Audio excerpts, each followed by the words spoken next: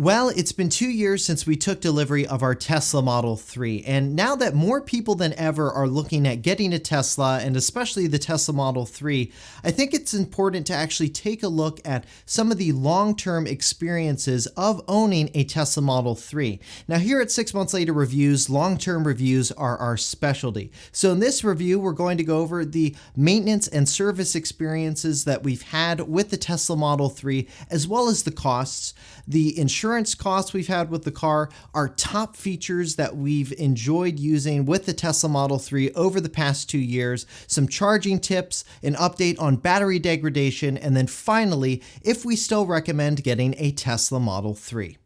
Let's dive in. Service can make or break an experience with a car brand. And while I've had my share of mixed experiences with Tesla service, and keep in mind too that my car has had more atypical maintenance than your average Tesla Model 3, and that's simply because my car was one of the first 9,000 ever built. We had the front hood realigned when we first got it because the hood wasn't flush with one side of the front part of the car. Tesla service accidentally nicked the paint when doing the realignment, so a good chunk of the front of the car had to be repainted. Also, when we first got the car, the windshield wipers weren't screwed on tight, causing one arm to raise up off of the glass too high, so when you opened the front trunk to get to the front, the arm scraped against the metal in the hood and part of it fell off, so that had to be replaced as well. Also, the original charge port door needed to be replaced because it kept opening and closing at random when the car was in park. All of these repairs were covered under warranty. Now, those were pretty atypical maintenance needs, and they happened right after I got the car, and once those were repaired, I didn't have any major issues come back up with the car. So now let's talk about some of the more typical maintenance needs with the car. Now keep in mind, I've had my Tesla Model 3 for 2 years and have put 21,000 miles on it. So the first typical maintenance thing I'll talk about is tire rotations, which cost me about $40 at Tesla service originally. But Tesla recently increased the price for tire rotations to around $90. And I think the reason they did that was to incentivize people not to go to the service centers for tire rotations, because a lot of other third-party shops can actually do tire rotations as well if they have the right type of jack to jack the Model 3 and other Teslas. Other than tire rotations though, if you have any other maintenance needs, pretty much they're going to have to be addressed by Tesla service, unless you want to void your warranty. All right, moving on, let's talk about some other things that I've had to replace with this car. I've replaced the windshield wiper blades right around the 2-year mark, and they cost me about $45 for the 2 blades. I also replaced the cabin air filters in the Model 3 at the 18-month mark because I noticed this funky kind of musty smell coming through the AC during the summertime. This was due to water not evaporating completely from the evaporator, so Tesla replaced the filter and vacuumed out and cleaned the drainage area of the evaporator as well. That cost me around $70. The last piece of maintenance I've recently had to do was a collision repair because somebody ran into my car and did about $2,800 worth of damage. Luckily, Tesla just recently rolled out, they actually sent an email out the day of my collision for their collision repair service, and they were able to work on my car rather quickly, completing the repair in just 4 days. They replaced the trunk lid, bumper, and other parts that needed to be replaced and repainted parts of the car so the new parts matched the existing body. Now, everything together, my total out-of-pocket expenses for the Tesla Model 3 over the past 2 years has been around $260 pre-tax.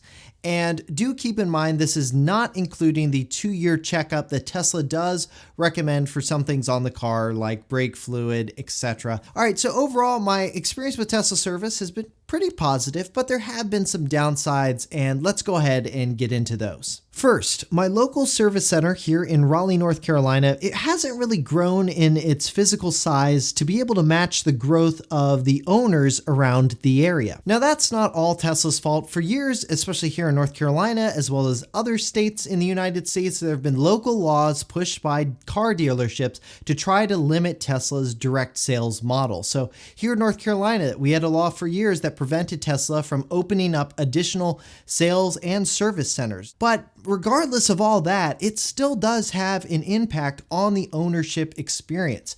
It's pretty small in there. There's not a ton of waiting room space in the service center here in Raleigh. The last 2 times I've been there, I've actually had to park in front of other businesses just to park my car somewhere so I could go run in and hand them the keys. Now, again, my experience here in Raleigh, North Carolina is likely not going to be the same for you if you get a Tesla Model 3 or any Tesla. Tesla does operate much larger sales and service centers than we have here in Raleigh. One thing that has helped alleviate the wait times and space constraints at Tesla service centers is the ramp up of the Tesla mobile service fleet, where Tesla will come out to your office or home location to service your vehicle. And that service, in my experience, has been really great. Now, the second downside of the Tesla service experience overall, in my opinion, is just inconsistency throughout the experience. For example, loaners. That's been pretty inconsistent. When I first got my Model 3 serviced, it was pretty much certain, even if they were only servicing it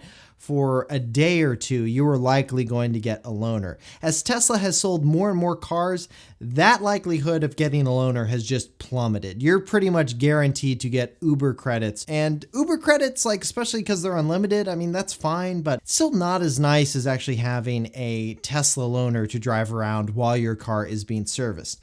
The other inconsistency I've noticed has been the check-in experience. When I first got my car and had it taken to a Tesla service center, the technician would actually come out, walk around my car, notice if there were dings or anything to make sure that Tesla wouldn't be faulted for them and things like that. They would also go through and look at all of the issues that I had written up in the Tesla application for service. It was that kind of one-on-one experience, and I actually personally kind of like that. Now they've gone to, you just walk in, you check in on an iPad, which it's fine, and you talk to the people up front, but you never actually talk to the people who actually work on the car. I found that this can actually lead to some miscommunication between the people you talk to at the front of the Tesla service center and then the people who actually work on your car in the back. And I've had this miscommunication result in either work not getting done or, worse, the wrong work getting done. Now, all in all, even when Tesla royally screws up, in my experience, I've found that they do go out of their way to try to make things right in the end for their customers. All right, well, that's been my experience with Tesla service. Now let's move on and look at another long-term cost associated with car ownership, and that is insurance costs. Do keep in mind, depending on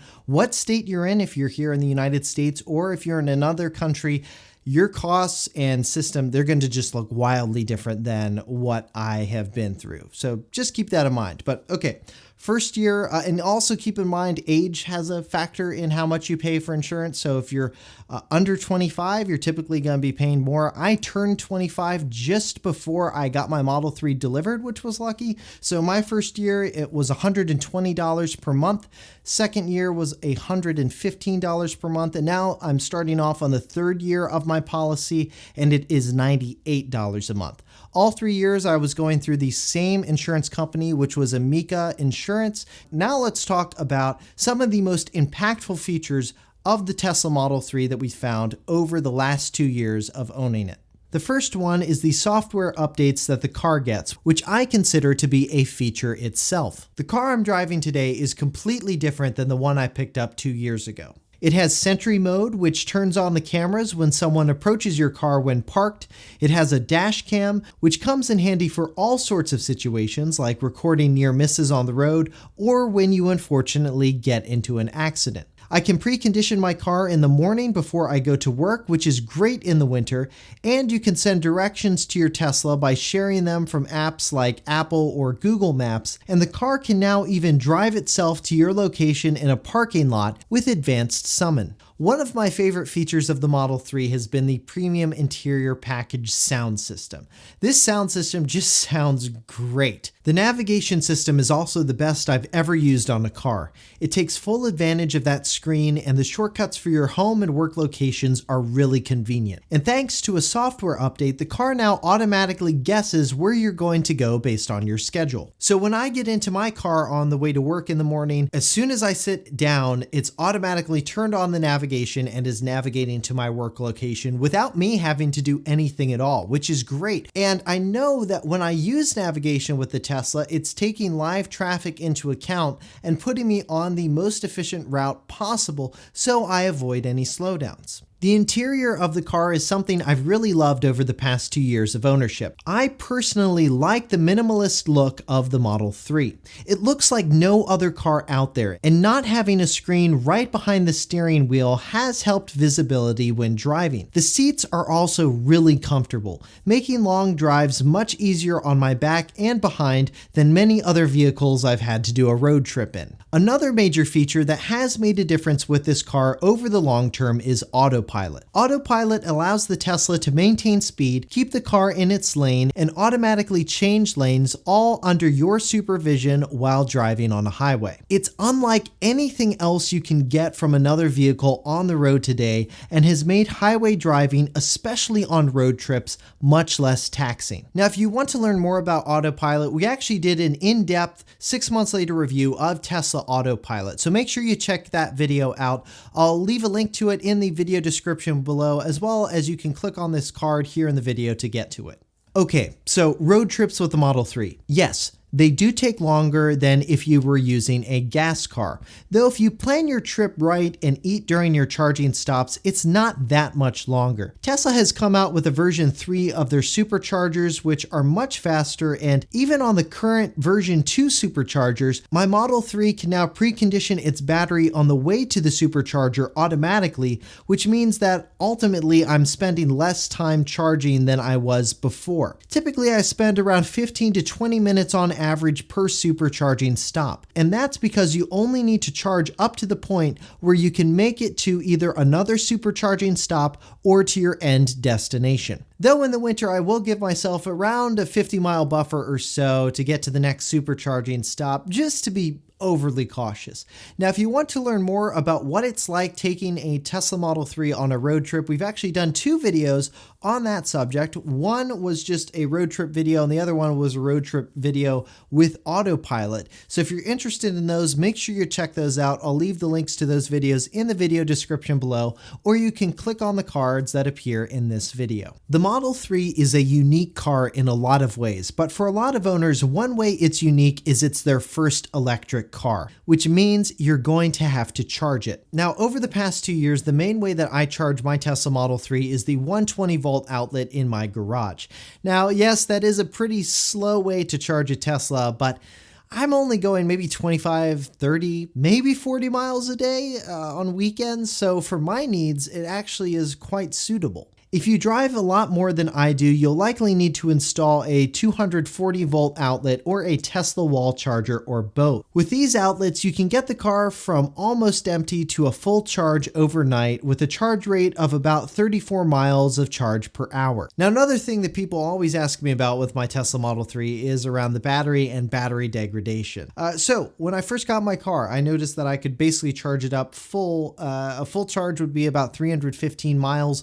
Now, a full charge is around 311 miles, so I lost about 4 miles of range, which gives me about a 2% battery degradation on the vehicle's battery. Now, one other thing that had an impact on the range I got over the 2 years of ownership is colder temperatures. You will see a pretty significant reduction in range of your vehicle in colder climates, mainly because of the cabin heater. In my day-to-day driving during the winter, I'll typically notice around 10 to 15 miles of range being depleted more than normal during warmer months, and that's why during road trips in the winter I will have that 50-mile range buffer in between stops just to be overly cautious, because in colder temperatures you are going to see more range loss than you have in warmer temperatures.